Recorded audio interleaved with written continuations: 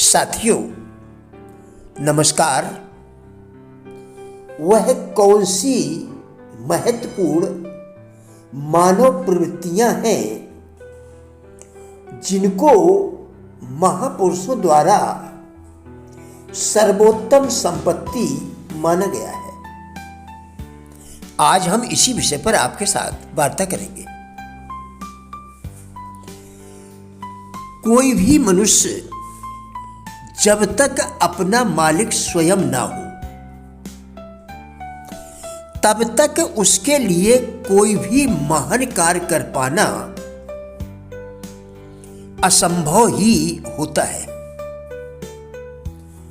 मनुष्य को संकोच और लालच से सदैव ही बचना चाहिए।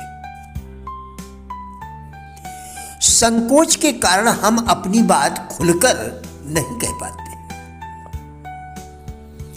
और अंदर ही अंदर घुटते रहते हैं, जो हमारे स्वास्थ्य के लिए नुकसानदेह होता है। हमारा लालच हमें छोटी छोटी चीजों में उलझाए रखता है। हम बड़ा कुछ सोच ही नहीं पाते हैं और जीवन में प्रगति भी नहीं कर पाते। इसलिए लालच से सदैव बचकर रहें। आशा जितनी तीव्र होगी उत्साह उतना ही उग्र होगा। उत्साह जितना उग्र होगा मानसिक प्रयत्न उतना ही प्रचंड होगा। साथ ही साथ सफलता भी उतनी ही तीव्रता से प्राप्त होगी। आशा हमारे जीवन में कैसे काम करती है, आइए जानते हैं। एक बीमार आदमी अस्पताल में भर्ती है। लगातार जांचें और चेकअप हो रहे हैं। परिवारजन बीमार व्यक्ति को धैर्य रखने की सलाह देते हैं और कहते हैं आशा रखो, आप शीघ्र ही स्वस्थ हो जाएंगे। आप इमरजेंसी में हैं। डॉक्टर आपके परिजनों को अलग ले जाकर कहते हैं अब इनकी सेवा करो, बचने की आशा कम है। परिजनों के चेहरे उतर जाते हैं। आपको भी ऐसा लगता है कि कुछ गड़बड़ है और आप भी जीवन की आशा छोड़ देते हैं। अभी तक सब सामान्य था, अब आपको भी निराशा घेर लेती है। आगे आप खुद समझ सकते हैं। क्षमा, दया, शांति आदि शब्दों का प्रयोग अच्छे भावों को उत्पन्न करता है और अश्लील शब्द अश्लील भावों को उत्पन्न करते हैं। अच्छे शब्दों का प्रयोग हमारे आचरण को अच्छा बनाने में सहायक होता है। काव्य और पुस्तकें हमारे विचारों पर प्रभाव डालते रहते हैं। जिस प्रकार के शब्दों का उसमें प्रयोग किया जाता है, जिस प्रकार के शब्दों का उसमें प्रयोग किया गया है, उसी प्रकार से हमारी भावनाओं का निर्माण होता है। उद्देश्य सबका एक है, मन की सोई हुई शक्तियों और भावनाओं को जगाना और बार बार दोहराने से उनको फिर से सुप्त होने से रोकना। जिस प्रकार सोए हुए मनुष्य को बार बार हिलाने से जगाया जाता है, उसी प्रकार मंत्र या वाक्य का जप मन की सुप्त भावनाओं को जागृत करता है। जप सदैव श्रद्धा या अर्थ को प्रधानता देकर किया जा सकता है। भेद प्रधानता और बल का है,